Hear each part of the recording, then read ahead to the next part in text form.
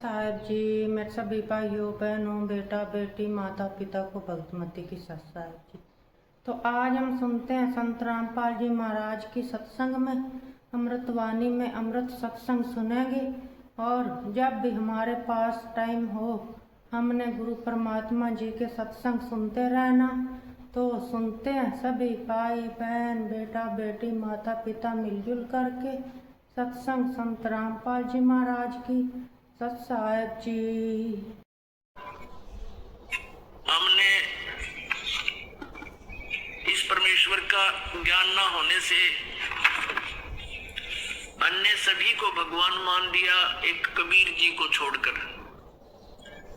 और परमात्मा को परमात्मा माने बिना हम वो लाभ भगवान वाला नहीं ले सकते। जैसे बबूल के पेड़ को हमने आम जानकर बो रखा था, या किसी ने कैर बो रखा है, किसी ने झाड़ बो रखा है, या अन्य कोई पौधा पेड़ लगा रखा है जो आम नहीं है, तो आम का लाभ नहीं प्राप्त कर सकते।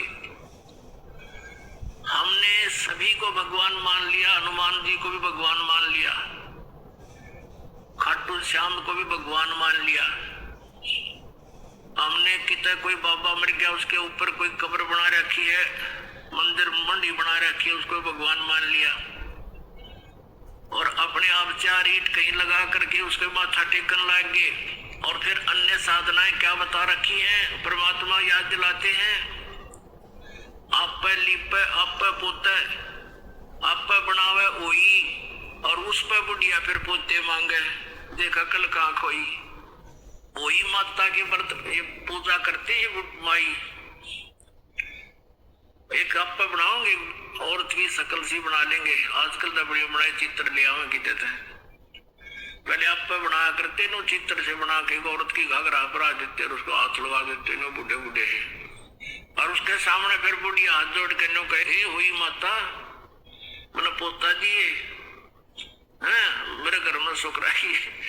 आप पे लिपे आप पे पोते उस स्थान को मड प्लास्टर से लिपया करती, और आप पे बनाई हुई वह माता भी आप कंस्ट्रक्ट करी, और फिर उस पर अपने बढ़ाई हुई बहनों का मेरी सुरक्षा करिए, उसको पोते मांगे नुका कल कहां से खोई। परमात्मा कहते हैं जाति पूजे पीपल पूजे और सिर तुलसा के हो, और दूध पूत में खैर राखिए नो पूजो हो तो तेरा गजब भैया नुके दंडी पूजे पीपल पूजे और तुलसी ने पूजे, और स्किन का आगे हाथ जोड़ के नौके हमारे दूध और पूत की सुरक्षा करियो। ये अपनी सुरक्षा तो कर लियो, ये पीपल और ये तुलसा इन बकरा खा जा। तो परमात्मा कहे हमने ये भी भगवान मान लिया, और भगवान को भगवान मानना नहीं है तेरा के भैया। अब परमेश्वर कबीर जी हमें याद दिलाते हैं।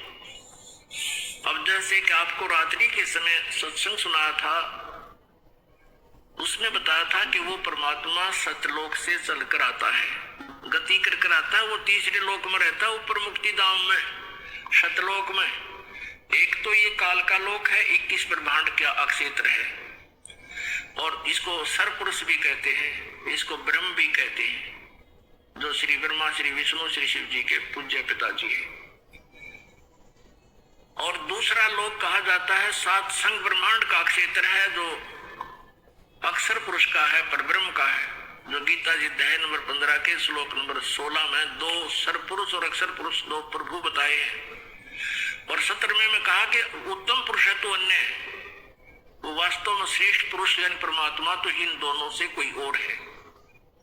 तो वो उस तीसरे लोक में सतलोक में रहता है, वहां से गति करके बिजली जैसी गति से यानी सेकंड के अंदर यहां आ जाता है। नानक साहब जी कहते हैं नीच जात परदेसी मेरा क्षण आवे क्षण जावे बे, कि एक सेकंड में पृथ्वी पर एक सेकंड में सतलोक में देखता हूं उसको। नीच जात जिसको तुम धारणक कहते हो वो पूर्ण परमात्मा है, वो परदेसी। तो वहां से वो सचखंड से गति करके आता है, अपनी प्यारी आत्माओं को मिलते हैं और फिर उनको तत्व ज्ञान से परिचित कराते हैं। इसी अपनी महिमा के अनुसार अपने गुणों के आधार से जिसके विषय में सदग्रंथ बताते हैं। तो परमात्मा आदरणीय गरीबदास साहिब जी को मिले थे गांव छुडानी, जिला झज्जर, हरियाणा के अंदर। और उस अच्छी आत्मा को, उस नेक आत्मा को, जिन जैसी अच्छी आत्माओं को वो मिलते हैं, वेद में ये भी प्रमाण दिया है कि जैसे आकाशीय बिजली किसी विशेष धातु पर ही गिरती है, अन्य स्थानों पर नहीं, तो ऐसे ही वो परमात्मा उन अच्छी आत्माओं पर ही अट्रैक्ट होते हैं। हमारे जैसे अड़ंगा वो क्या करेंगे, वो आकर के जो सुन भी ले और मानना नहीं, जैसे 64 लाख शेष हो गए थे परमेश्वर कबीर जी के, जब वो परमात्मा बनारस में रहते थे एक दानक रूप में। 64 लाख शेष जिनको इतने सुख दे दिए थे वो सोच भी नहीं सकते थे। इस मालिक की कृपा से उनको नाम जाप से इतना लाभ हुआ था। और फिर परमात्मा ने परीक्षा की थी कि भगवान को कैसे पहचाना इन्होंने, केवल सुखों से ही वो भगवान मान रहे हैं या कुछ मेरे से परिचित भी है। तो सभी भाग गए थे हम छोड़कर भगवान को। वो सुनाएंगे कथा भी समय आने पर। वो परमेश्वर गरीबदास साहिब जी को मिले थे, उस अच्छी आत्मा को। और फिर वो 10 वर्ष के थे उस समय। गरीबदास साहिब जी किसान परिवार में जन्म था, जाट परिवार में गरीबदास जी का। 10 वर्ष के बालक अपने ही खेतों में गौएं चरा रहे थे, वहां गवाले बनकर गए हुए थे। वहां से परमात्मा उनकी आत्मा को सचखंड लेकर गए थे। वो बच्चा मृत हो गया था, शरीर उसका निढाल हो गए थे। गांव वाले गांव में ले आए थे, उसको अंतिम संस्कार करने की तैयारी कर रहे थे। 5-6 घंटे लग गए थे इस प्रोसेस में। परमात्मा उस आत्मा को ऊपर लेकर गए। गरीबदास जी की आत्मा को ब्रह्मा का लोक दिखा, विष्णु का लोक, शिव जी का लोक, धर्मराज का लोक, फिर सब दुर्गा का लोक, ब्रह्म लोक, और ये जहाँ ये काल 1 लाख जीवों को खाता है वो स्थान दिखाया। फिर सचखंड में लेकर गए, वहां परमात्मा ने अपना वास्तविक रूप दिखाया। और फिर उस प्यारी आत्मा को वापस छोड़ दिया। फिर उस गरीबदास साहिब जी ने उस परमात्मा की महिमा का एफिडेविट दिया। अमृतवाणी में वो बोला, परमात्मा ने वो ज्ञान फीड कर दिया गरीबदास जी की अंतःकरण में। अब जैसा कि आपने सुना कि उस परमेश्वर ने कैसे कैसे चमत्कार करके दिखाए जो भगवान किया करते हैं, लेकिन हम फिर भी उनको परमात्मा नहीं मान सके, नहीं उनको परमात्मा स्वीकार किया, जिस कारण से हम भटक रहे हैं। वो परमात्मा यहाँ ज्ञान देने के उद्देश्य से आते हैं और वो क्या बताते हैं कि तुम हिंदू और मुसलमान दो नहीं हो, सिख और ईसाई ये भिन्न नहीं हो, तुम मेरे बच्चे हो। आप मुझे पाने के लिए ही विभाजित हो चुके हो। आज मैं तुम्हारे समक्ष खड़ा हूं, मैं तुम्हारा भगवान हूं, तुम मेरे बच्चे हो, मैं तुम्हारा पिता हूं। लेकिन इन काल के दूतों के द्वारा हम इतने भ्रमित कर दिए जाते हैं, हम परमात्मा को साक्षात खड़े को भी नहीं पहचान पाते, हम इतने अबोध बन जाते हैं। अब क्या बताते हैं भगवान कबीर परमेश्वर जी, मैं रोवत हूं सृष्टि को, ये सृष्टि रोवे मोही। कहे कबीर हमरे वियोग को समझ ना सकता कोई। गोता मारूं स्वर्ग में जा बैठूं पाताले। कहे कबीर ढूंढता फिरूं मैं अपने हीरे मोती लाल। तुम हीरे और मोती लाल हो उस परमात्मा के पुण्यात्माओं, आप जी को ढूंढ रहे हैं परमेश्वर। अब जैसे ये ज्ञान गंगा नामक पुस्तक आप तक पहुंचाई परमात्मा ने, और आप उसको पढ़कर आप खींचे आ रहे हो, क्योंकि ये दास जो है उस कबीर परमात्मा का एक समझो जैसे कबाड़िए होते ना, कबाड़िए, और वो अपने झाड़ी पर नौकर छोड़ देते हैं कि भी ये ले जाओ चुंबक। वो क्या करते हैं, लोहे को लाकर कबाड़ी को देते हैं, कबाड़िया उनको तोलकर उसके हिसाब से उनका रेट दे देता है उनको मजदूरी। तो वो क्या करते हैं कि चुंबक भी साथ रखते हैं और उस चुंबक को धागे से बांध कर ऐसे जमीन पर लटकाते घिसराते चलते हैं। जो लोहे के कण होते हैं उसको चिपक जाते हैं और वो उतार के उनको अपनी झोली में डाल लेते हैं, और जो कंकर पत्थर है वो पड़े रह जाते हैं। फिर उन लोहे के कणों को जो कि मिट्टी में जर रहे थे, खत्म हो रहे थे, उनका अस्तित्व नष्ट हो जाना था, वो वापस आगे कहाँ, फिर कारीगर के पास। उसको फिर उन्होंने नए सिरे से उसका कोई नया औजार, कोई चम्मच बना दी, कोई फिर कितना अच्छा औजार बन गया, यानी उनका सदुपयोग हो गया। तो आप जी इस संसार रूपी कंकर, उनमें लोहे के कण थे, स्टील के कण थे, आप परमात्मा के हंस थे, और इस परमात्मा ने चुंबक फेंक दिया सब जगह, और आप उसके चिपक कर आ रहे हो। अरे बाप का नया जीवन शुरू हो जाएगा। तो गरीबदास साहिब जी ने परमात्मा से परिचित होने के उपरांत प्रभु की महिमा का एक कलम तोड़ विवरण किया है। कबीर परमेश्वर की महिमा बताते हुए गरीबदास जी कह रहे हैं कि वो किस प्रकार हमें समझाया करते थे, हिंदू और मुसलमानों को समझाया करते थे कि तुम साधनाएं गलत कर रहे हो।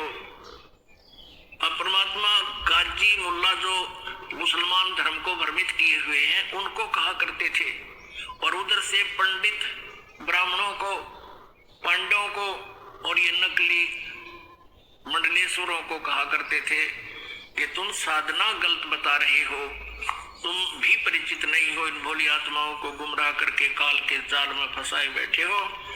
तो सच्चाई कहने से परमात्मा के कबीर जी के वो सभी शत्रु बन गए थे। कौन? मुल्ला और काजी और पंडित, और वो उस टाइम के गुरुवर हिंदू धर्म के। परमात्मा क्या कहा करते थे?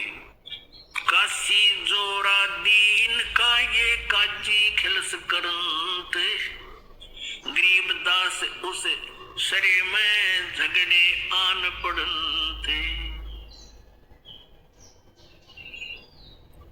सुन काजी राजी नहीं, आप अल्लाह खुदाए, गरीबदास किस हुक्म से तुमने ये पकड़ पछाड़ी गाय। अपने आत्माओं परमात्मा कबीर जी मुसलमान काजियों को कहा करते थे कि तुमने किसके आदेश से ये गाय मार दी? मांस खाने का आदेश कौन सी किताब में लिखा है? जैसे आप जी को कल रात्रि के समय रूबरू कराया था पवित्र बाइबल से, उत्पत्ति ग्रंथ में, उत्पत्ति ग्रंथ के और अध्याय नंबर 1 के श्लोक नंबर 26 और 27 में स्पष्ट किया, 28 में, कि परमात्मा ने कहा मनुष्य को मैं अपने जैसा अपने स्वरूप में बनाऊंगा, और ऐसा ही परमात्मा ने अपने जैसा मनुष्य को रचना कर दी, नर और नारी करके उनकी उत्पत्ति कर दी। फिर उनको आदेश दिया कि तुमने मांस नहीं खाना, केवल पृथ्वी के ऊपर जितने भी बीज वाले पौधे और फलदार वृक्ष हैं, ये फल ये तुम खा सकते हो, किसी को मांस खाने का आदेश नहीं है परमात्मा का। और पुण्यात्मा गरीबदास जी साहब कह रहे हैं कि कबीर साहब ऐसे कहा करते थे, नबी मोहम्मद नमस्कार है, राम रसूल कहाया, 1,80,000 को सौगंध जिन नहीं कर्द चलाया। कि नबी मोहम्मद आदरणीय है, नमस्कार है उनको, वो तो अल्लाह के रसूल बनकर आए थे, उन्होंने ये जुल्म नहीं किए। नबी मोहम्मद नमस्कार है, राम रसूल कहाया। और हजरत मोहम्मद जी के उस समय 1,80,000 अनुयायी बने थे। कहते 1,80,000 को सौगंध जिन नहीं कर चलाया। कसम है उन महापुरुषों की कि उन्होंने ऐसा जुल्म नहीं किया जो तुम करवा रहे हो और कर रहे हो। अपने आत्माओं मुसलमान धर्म को लगभग 1400 वर्ष हो गए। इसमें तो बुराई घर कर जाना कोई बड़ी बात नहीं। जैसे ये सिख धर्म है, ये तो ज्यादा से ज्यादा 500 वर्ष पुराना है, और गुरु ग्रंथ साहिब आपके पास उपलब्ध है, उसमें पढ़ के देख लो, जो कहीं भी मांस खाना और शराब पीना लिखा हो। और ये कमावे सिख और बड़े बकरे और पीवा दारू। अब से पहले से इतनी बुराई कर गई इस पवित्र धर्म के अंदर, तो वो तो 1400 वर्ष पुराना हो गया। और यदि ये इस बुराई का अंत नहीं हुआ और 800 वर्ष के बाद सिख धर्म के आने वाले उस ग्रुप में ये कहने लग जाएंगे हमारे गुरुजी भी ऐसे खांदे पींदे सी, ये उनकी अपनी भूल है, वो महापुरुषों ने कभी छुआ तक नहीं था। तो यहाँ क्या बताते हैं, नबी मोहम्मद नमस्कार है राम रसूल कहाया, 1,80,000 को सौगंध जिन नहीं कर चलाया। फिर क्या बताते हैं, अरस कुरस पर अलह तकत है, होय होय, अरस कुरस पर, अरस माने आसमान के, कुरस माने अंतिम 100 रुपए, अरस कुरस पर अल्लाह तकत है और खालिक बिन नहीं खाली, वो पैगंबर पाक पुरुष थे साहिब के अब्दाली। क्या बताते हैं कि उस परमेश्वर का, कबीर भगवान का, अल्लाह अकबर का अरस कुरस पर अल्लाह तकत है, अधर दुलीचे पड़े गुरुवन के, यानी वो अधर माने ऊपर, दलीचा माने वो बैठन का था स्थान, उसको हम सिंहासन भी कह देते हैं, तकत भी कह देते हैं। तो कहते हैं अरस कुरस पर अल्लाह तकत है और खालिक माने परमात्मा के बिना कण भी खाली नहीं है, यानी उसकी दृष्टि से कोई जीव बाहर नहीं है। और वो पैगंबर पाक पुरुष थे जो 1,80,000 हजरत मोहम्मद पैगंबर जी के अनुयायी हुए और अन्य जितने भी ईसा जी, मूसा जी, जितने महापुरुष हुए, कहते वो तो पवित्र आत्माएं थी, वैसा जुल्म नहीं करते थे जैसा तुम कर और करवा रहे हो।